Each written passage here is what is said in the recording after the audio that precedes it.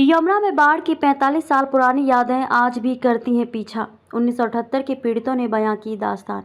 यमुना के बढ़ते जलस्तर के कारण 2 दिन पहले अजीब सी बेचैनी थी। वर्ष 1978 की बाढ़ का मंजर अंदर तक हिला रहा था। उस समय 6 दिन तक घर में कैद रहना पड़ा था। खाना पानी तक नहीं मिला था।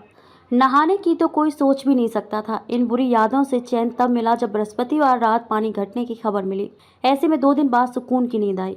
रोशन कंसल जब ये बातें कर रहे थे तो उनकी आंखों में 45 साल पहले की बाढ़ का खौफ साफ नजर आ रहा था। उन्होंने बताया कि उत्तरी दिल्ली के आदर्श नगर के मकान की पहली मंजिल पर पूरे परिवार के साथ कैद रहना पड़ा था। उस समय उनकी उम्र 15 साल की थी, लेकिन उनकी यादें मौजूदा बाढ़ ने ताज़ा कर दी।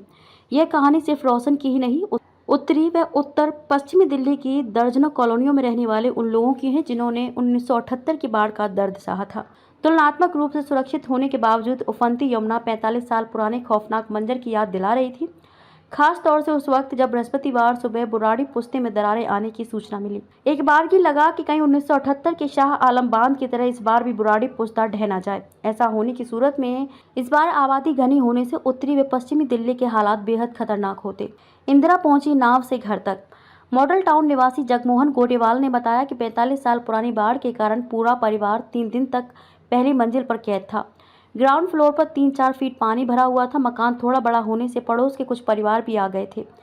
पानी में डूबने से समसपुर गांव में लगी हमारी दाल की फैक्ट्री बर्बाद हो गई थी। इस बार बाढ़ आने पर पुरानी बातें तो घर में चर्चाएं आम ही रहीं, लेकिन एक और बात याद की जाती है, वो ये कि उस दौरान नाव पर बैठकर घर तक दिवंगत प्रधानमंत्री इंदिरा गांधी भी आई थी।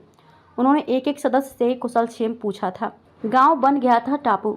ढासा गांव निवासी नारायण सिंह डागर ने बताया कि 1978 में पूरा गांव टापू बना हुआ था। कहीं किसी से संपर्क नहीं था। हर वक्त घर में पानी घुसने की चिंता सताती रहती थी। सेना से खाने पीने के सामान मिल जाता था। इस बार की बाढ़ से हालांकि गांव सुरक्षित है, लेकिन गांव में हम बुजुर्गों के बीच बीते एक हफ्ते ये चर्चा यमुना की बाढ़ पर ही रही। तब और अब 1978 में यमुना का लोहे का पुल, वजीराबाद पुल, ITO पुल और ओखला पुल 48 घंटों के लिए बंद थे।